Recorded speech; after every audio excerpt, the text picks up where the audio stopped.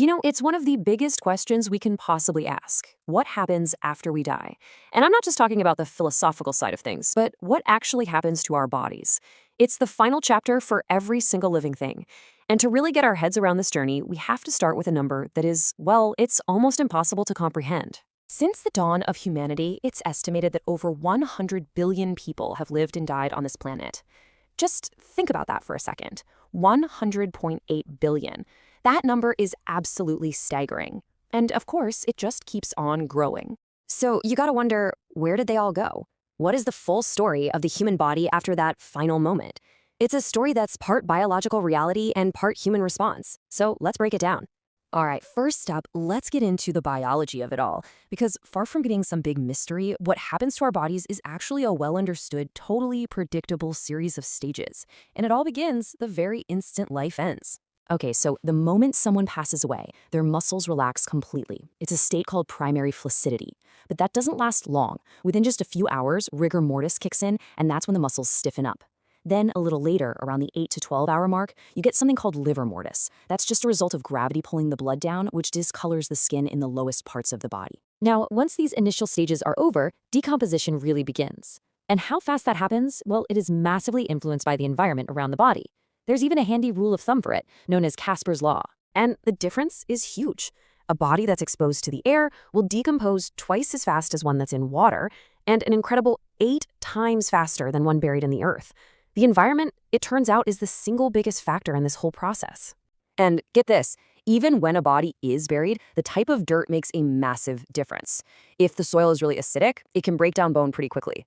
But if the soil is more neutral or basic, it can preserve a skeleton in amazing condition for centuries. But, of course, the biology, that's really only half the story. So we have the science, the biological reality of it all, but what about us? How do we, as people, respond to it? Well, all across history and around the globe, we've developed these incredibly complex rituals to find meaning and to honor the people we've lost.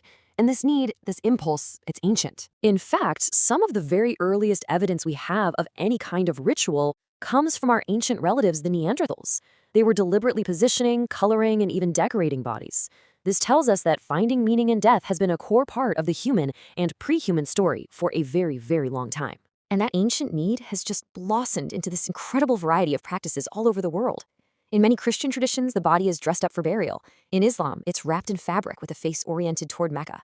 In Hinduism, cremation is a central ceremony.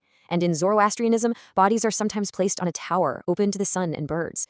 The approaches are as diverse as humanity itself. But here's the thing. All of these ancient, meaningful traditions, they're now running headfirst into a very, very modern problem.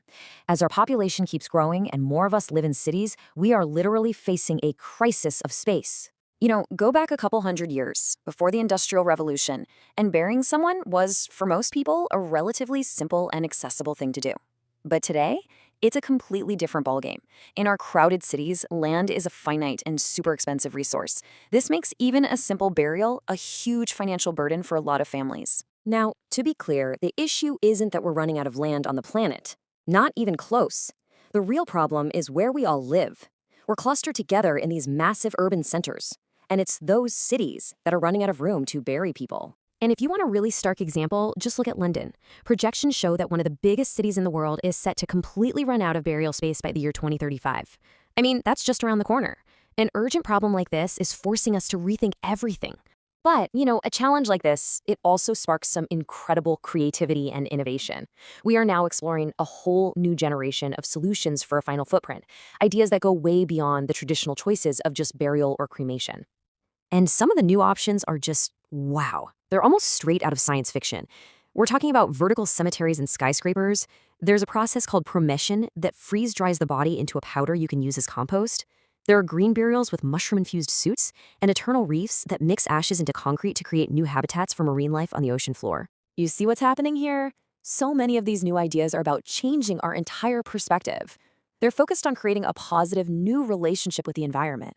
It's about transforming our remains from something that needs to be sealed away into something that can actually give back, becoming compost for new life, a new tree, or even a home for fish. So you can see the whole journey, right? It starts as this predictable biological process, which leads to this rich tapestry of human culture and tradition. And now we're facing these huge challenges that are forcing us to innovate in ways we never imagined. It really brings us to the final question, a question for all of us. As our world keeps changing, how will we choose to leave our final mark?